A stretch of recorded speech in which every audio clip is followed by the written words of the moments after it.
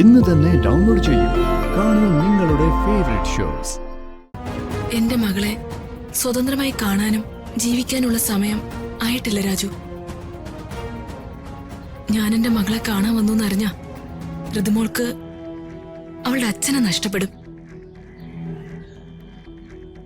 നിനക്ക് നിന്റെ വർമ്മ സാറിനെ നഷ്ടപ്പെടും. പ്രതാപേട്ടൻ നിന്റെ ഋതുമോളുടെയും മുഖ്യ ശത്രുവായി മാറും. അതെന്താ? അങ്ങനെയാ ഞങ്ങളുടെ കഥ. ഇതിലൊക്കെ അപ്പുറത്ത് മറ്റൊരു കാര്യം കൂടിയുണ്ട്. ഋതുമോളും രാജുവും പ്രതാപേന്റെ ശത്രുക്കളായി മാറിക്കാണാൻ ഏകാദശി വ്രതം നോക്കി കാത്തിരിക്കുന്ന ചിലരുണ്ടവിടെ. അവസരം കാത്ത് പതിയിരിക്കുന്ന ആ ശത്രുക്കള് പ്രതാപേട്ടനെ വരെ ഇല്ലാതാക്കിക്കളയും. അത് പ്രതാപേട്ടന് പോലും അറിയില്ല. അതാ എന്റെ പേടി. മൊത്തത്തില് പ്രതാപവർമ്മയും മകളും മരുമകനും പിന്നെ ഞാനും ഒക്കെ ഇല്ലാതാകും.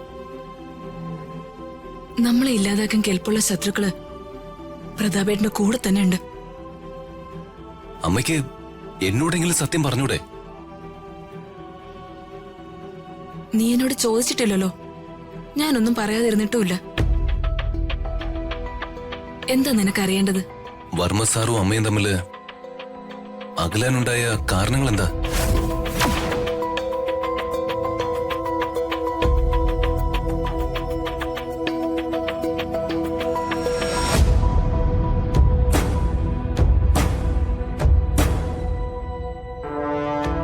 മനുഷ്യരെല്ലാം നമ്മൾ കാണുന്ന പോലെ അല്ല രാജു.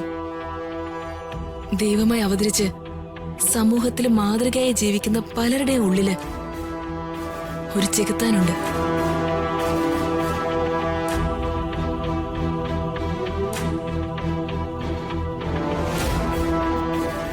അങ്ങനെ ഒരു ചെകുത്താൻ പ്രതാപേട്ടന്റെ ഉള്ളിലുണ്ട്. സംശയം എന്ന ചെകുത്താൻ. പ്രതാപേട്ടന്റെ ഉള്ളിലേക്ക് സംശയരോഗം എന്ന ഭൂതങ്ങളെ കുടം തുറന്നു വിട്ടത് മറ്റാരുമല്ല, അദ്ദേഹത്തിന്റെ കൂടപ്പിറപ്പ് തന്നെയാ. എന്നെ എന്റെ ഭർത്താവിൽ നിന്നും മകളിൽ നിന്നും അകറ്റേണ്ടത് അവരുടെ അജണ്ടയായിരുന്നു. അവരത് ഭംഗിയായി ചെയ്തു. അവർക്ക് ഞങ്ങളെല്ലാം നശിപ്പിക്കണം. എന്നിട്ട് അധികാരവും സ്വത്തുക്കളും അവരുടെ പേരിലാക്കണം. പ്രതാപേട്ട എന്നെ സംശയിച്ചു. അവര് പറഞ്ഞതൊക്കെ വിശ്വസിച്ചു.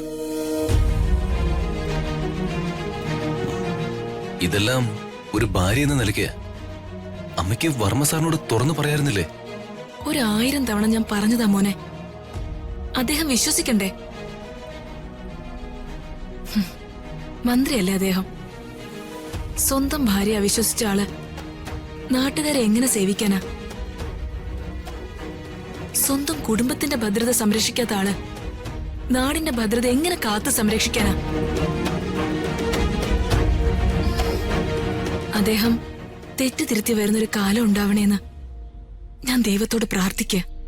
അകലേ നോവിനാലേ